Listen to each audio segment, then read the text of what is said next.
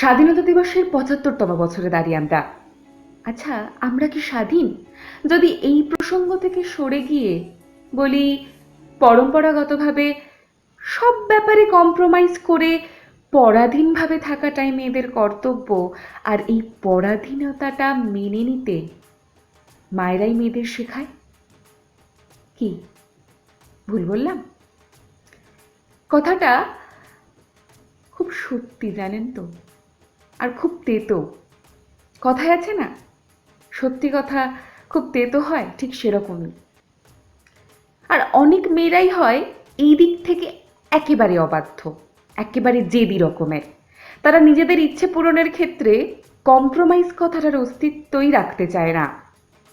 এই সূত্রে sir APJ Abdul কালামের একটা কোট মনে পড়ে গেল, জানেন? Great dreams of great dreamers are always transcended. ঠিকই তো। এরকমই এক স্বপ্ন পূরণের কাণ্ডারি হলেন Miss India women of dignity 2021-এর উইনার মিসেস রোশনি সিং। হ্যাঁ, ঠিকই শুনছেন, মিসেস।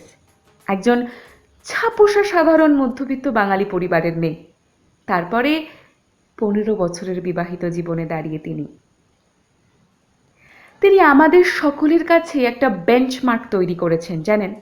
তিনি করে দেখিয়েছেন যে হ্যাঁ, এভাবেও ঘুরে দাঁড়ানো যায়, এভাবেও নিজের ইচ্ছের দামগুলো একমাত্র নিজেকেই দিতে হয়। নিজেকে ভালো রাখার জন্য এভাবেও ফিরে আসা যায়, এভাবেও ফিরে আসতেই হয়।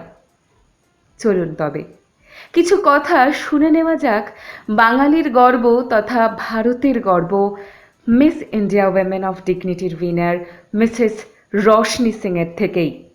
নমস্কার, আমি সুমিতা মল্লিক। আপনাদের সকলকে স্বাগত বেঙ্গল টিভির পর্দায়। আমি চলে এসেছি আজকে এমন একজনের বাড়িতে যিনি কিনা একজন আইটি প্রফেশনাল, আবার একজন ফ্রিস্টাইল ডান্সার, আর সর্বোপরি সব থেকে বড় কথা হলো তিনি হলেন Miss India women of dignity 2021-এর উইনার, ড্যাজলিং ক্যাটাগরির উইনার। গত 6ই আগস্ট ঘটে যাওয়া এই ড্যাজলিং ক্যাটাগরির উইনার হলেন মিসেস রোশনি সিং। নমস্কার। তো আমি মানে যেটা নর্মাল যেটা কোয়েশ্চেন আনসার রাউন্ডে যাওয়ার আগে একটু আপনার সাথে আলাপ পরিচয় করে নিই আমাদের দর্শক বন্ধুদের সাথে।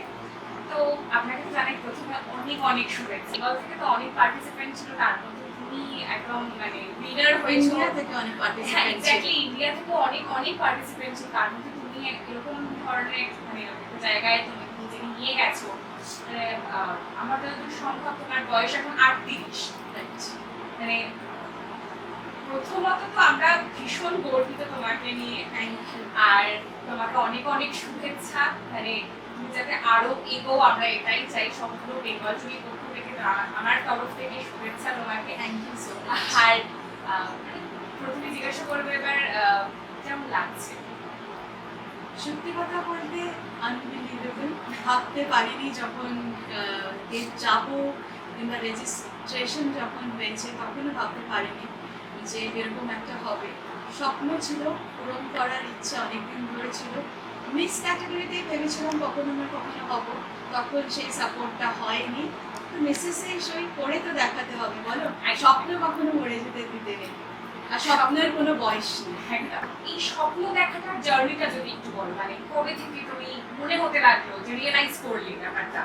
না দেখো, সবাই যখন ছোটবেলা থেকে একটা ক্যারিয়ার নিয়ে ভাবে, তাই না, সেরকমই ক্লাস 6-7 থেকে মোটামুটি আমার মনে হয়েছিল যে পারফর্মিং আর্টস, মানে not only beauty pageant but performing arts জায়গাটা আমার জন্য। ঠিক আছে, সেটা ডান্স ড্রামা হোক, সেটা ডান্স হোক, কিংবা সেটা অ্যাক্টিং হোক। সাজতে বুঝতে মেয়ে তো এমনিতেই ভালো লাগে, আর আরও বেশি ভালো লাগতো। মেয়েকে আরও এই জন্য ভালো লাগতো কেন কি বাড়ি থেকে সাজতে একদম দিত না, তো ভেতর থেকে ওই রেবেলিয়াস ব্যাপারটা হয়ে এসেছিল। এটা তো আমরা সবাই জানি, যে কাজটা কি করতে আমাদের বারণ করা হয় সেটাতে তুমি আরো জেদ দেখাও যে করতে হবে। মানে যদি বলা হয় না ওখানে যাবে না, আমি ওখানেই যাব। একদম একদম। আর আমার ক্ষেত্রে ওটা অনেক বেশি, কেন কি আমি ছোটবেলা থেকেই একটু জেদি বাচ্চা। মানে চুপচাপ হয়তো ছিলাম ছোটবেলায়, কিন্তু ভেতর থেকে ভীষণ জেদি, যেটা চাই সেটা চাই। তো কম্প্রোমাইজের জায়গা নেই। কিন্তু যে জেনারেশনে আমরা বড় হয়েছি সেখানে আমাদের পেরেন্টসদের মানে থটসের ভ্যালু অনেক বেশি দিতে হতো, আনলাইক এখনকার বাচ্চা, যেখানে এখনকার বাচ্চাদের থটসের ভ্যালুস বেশি দেওয়া হয়। তো ওখানে মা বাবা যেটা চেয়েছিল সেটাই করতে হয়েছিল। তো ওটা হতে হতে কনভিন্স আমি করে উঠতে পারলাম না আমার পেরেন্টসকে যে এটা ভালো হবে, আমি এটাতে করতে পারলে ভালো হবে, সেটা আমি বুঝে ওঠাতে পারলাম না। তো সেটা স্টিরিওটাইপ যে একটা ব্রেক করার ব্যাপারটা ওটা এখন তুমি করতে পেরেছো, মানে তখন থেকে আর কি জার্নিটা তোমার স্টার্ট হয়েছে? তখন থেকে ইচ্ছেটা তখন থেকেই স্টার্ট, আর ওটা সুপ্ত হয়ে রয়েই গেল। তার মধ্যে অনেক হার্ডেলস আসলো, আর তারপরে বিয়েও হয়ে গেল। মেয়ে এখন 13 ইয়ার্স। তো ভাবলাম মেয়ে তো বড় হয়ে গেছে, মেয়ে ইজ এ টিনেজার, তো কিছুদিন পরে তো মেয়ের জার্নি স্টার্ট হয়ে যাবে। তো আমি ভাবলাম যে তার আগে নিজের জার্নিটা একবার, নিজের ড্রিমটা পুরো করা যায়। মানে তুমি বললে যে ফার্স্টে মানে স্কুলিং কি এখানে, স্কুলিং হ্যাঁ, স্কুলিং না, আমি born in Orissa, raised in different parts of India, because আমার বাবা ট্রান্সপোর্টের জবে ছিল, তো তাই জন্য। কিন্তু হ্যাঁ, মোর অর লেস মায়ের কাছেই বড় হওয়া। যখন বাবা ট্যুরসে যেত তো এখানেই আমরা কোয়ার্টার্সেই থাকতাম গ্লোবালে। তো ওখান থেকে schooling start and more or less raised in কলকাতাই বলতে পারি। কলেজও কলকাতায়। তো মানে কিসে আমি English honours graduate. Nice literature person. আমি হ্যাঁ, ওই যে যেরকম বললাম, আপনি তো প্র্যাকটিক্যাল জগৎ থেকে অনেকটাই দূরে, সবসময় একটু স্বপ্নর দিকেই ঝুঁকি ছিল, তাই জন্য লিটারেচার, ফ্যান্টাসি এগুলোই আমাকে সবসময় অ্যাট্রাক্ট করেছে। তো অনেক গল্প তো শুনলাম তোমার ছোটবেলা নিয়ে, মানে তুমি কিভাবে বড় হয়েছিলাম। তো আমি যতদূর শুনেছি তুমি অরফ্যানেজের সাথে যুক্ত হয়েছো, মানে ঘেটে ঘুটে তো জানতে পেরেছি তুমি কেন একদম অরফ্যানেজের সাথে যুক্ত হয়েছো। মানে অরফ্যানেজ, তারপরে আইটি একজন কর্মরত ব্যক্তি, তারপরে এই যে একজন ট্রেন ডান্সার, মানে কিছু। তারপরে তুমি বললো তুমি একজন, তোমার 13 বছরের মেয়ে রয়েছে, স্বামী, সংসার, ঘর, তুমি মানে সামলাও কি করে? মানে অসুবিধা হয় না? অসুবিধে তো একদমই হয় না, কিন্তু কি যে জিনিসগুলোকে তুমি ভালোবাসো সেগুলো করতে কখনো সুবিধেই বরঞ্চ হয়, অসুবিধে হয় না, তাই না? মানে ওই আর্টিস্টটা আছে তোমার, হ্যাঁ, আমি করতেই হবে।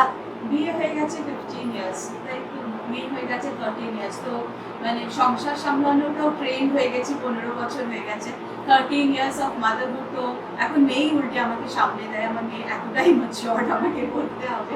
তো হ্যাঁ, তো ওইগুলো যেহেতু অলরেডি সামনে গেছে, তো এখন যদি নিজেকে না টাইম দিই আর এখনো যদি নিজের স্বপ্নটা পুরো না করি তাহলে হবে। মানে আমি তোমাকে জিজ্ঞেস করছি ফ্রি টাইমে ফ্রি টাইমে অ্যাকচুয়ালি জিজ্ঞেস করো তো আমি সাজতে বুঝতে ভালোবাসি, তো ডিফারেন্ট মেকআপ কিনে ওগুলোই নিজের উপরে অ্যাপ্লাই করি। মানে বিভিন্ন রকমের মেকআপ করো তুমি? না, আমি প্রস্থেটিক মেকআপ এবং প্রফেশনাল মেকআপ করতে পারি না। আমি কাট ক্রিজ আই মেকআপ একদমই করতে পারি না। উইন্ড আইলাইনারটা দেখতে পাচ্ছি আমি শিখেছি, ভেরি প্রো অ্যাট ইট।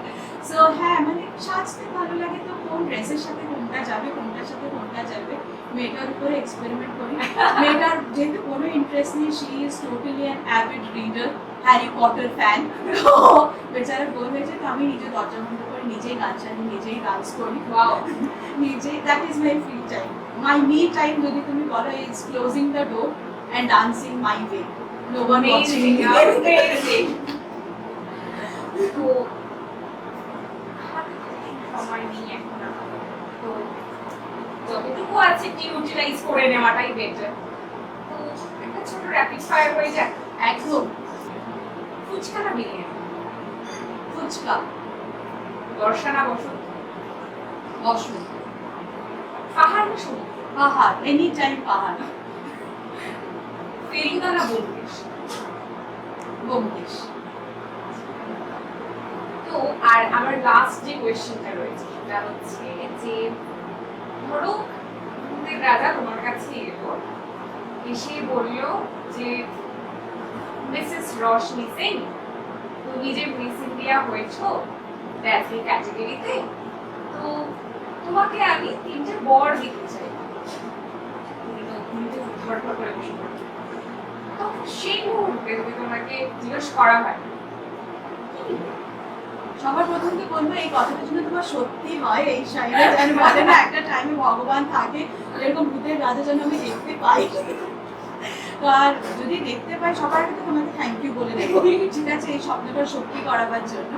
তার থেকে বড় কথা সবার ফার্স্ট অ্যান্ড ইম্পর্টেন্ট বলবো, রাত্রে যা পারবো ঘুমোবো, সকালবেলা যেন এরকম কাঠামো দেখতে পাই, আর তারপরে যা খুশি খাবো যেন কোনোদিনও না পারি। হ্যাঁ মানে আমি যেন মেটাবলিজমে রাজি হয়ে যাই। হ্যাঁ টু হচ্ছে যেহেতু অলরেডি এই জায়গাটাতে এসছি, যদিও অনেক লেটে এসছি বাট এসছি, তো অবভিয়াসলি কাজ চাইবো যাতে ভালো ভালো কাজ পাই, যেটুকু টাইম আছে সেটাতে যেন অ্যাটলিস্ট একটা ইম্প্যাক্ট ফেলতে পারি, not only to everyone but to my daughter, to my family, everyone. আর যেরকম তুমি বললে যে ফর পিপল, যদি আমি একজনকেও ইন্সপায়ার করতে পেরেছি through my journey, that's my achievement. আর 3 নম্বরটা এগুলো সব করলে বছর করে এমনি এসে যাবে বলো। হ্যাঁ, একটু ইউনো আর উইদাউট নেপোটিজম যদি আমি একটু কারণ জোহর প্যানেলে chance pi, that will be bad.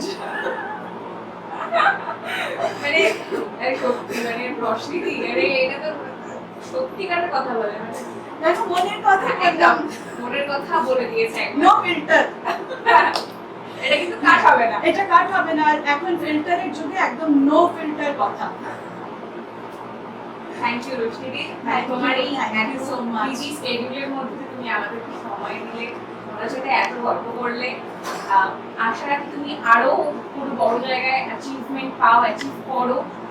তার আগে ভূতের রাজাটাকে ডেফিনেটলি পাই, তোমার কথা মতো শুনে যেন ভুলে যাও আর কি, ঠিক আছে? তখন কিন্তু আমাকে ট্রিট দিতে হবে। অ্যাকচুয়ালি এমনি লাস্ট ছোট্ট একটা মানে আরজি বলা যেতে পারে, মানে সমগ্র বেঙ্গল টিভির দর্শকের থেকে তোমার কাছে, যে মানে এই যে তিনটি পেজেন্ট যে কন্টেস্ট গুলো হয়, তুমি যদি একটু দর্শকদের জানাও কিভাবে অ্যাপ্লাই করতে হবে, ছোট যদি কোনো ছোট কোনো টিপস।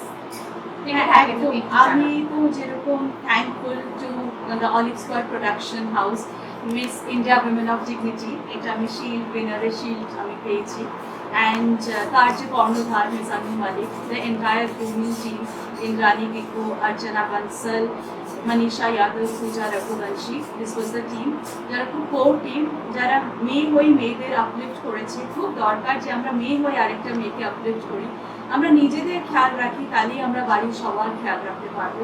নিজেদের ভালোবাসলে বাড়িতে সবাইকে ভালোবাসতে পারবো, সবার ভালোবাসা পাবো। নিজেকে গ্রুম করুন, সুন্দর রাখুন, সুস্থ থাকুন এই করোনা টাইমে। Thank you so much. Thank you. তো আমাদের জার্নি এখন আপাতত এখানেই শেষ হলো, কিন্তু সবার আগে সুস্থ থাকতে হবে, যেমন রশ্মিদি বললেন আমাদেরকে সুস্থ থাকতে হবে। করোনার সময় 18 বছরের ঊর্ধ্বে বাড়ির সকলকে ভ্যাকসিনেটেড করতে হবে, আর যারা এখনো ভ্যাকসিনেটেড করতে পারেননি তারা অবশ্যই নিকটবর্তী স্বাস্থ্যকেন্দ্রে গিয়ে যোগাযোগ করুন। সুস্থ থাকুন, কারণ খুব শিগগিরই আসছে।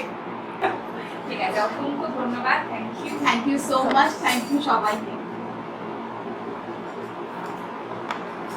তো আমাদের সময় এখানেই শেষ, আজকে এতটুকুই। দেখতে থাকুন বেঙ্গল।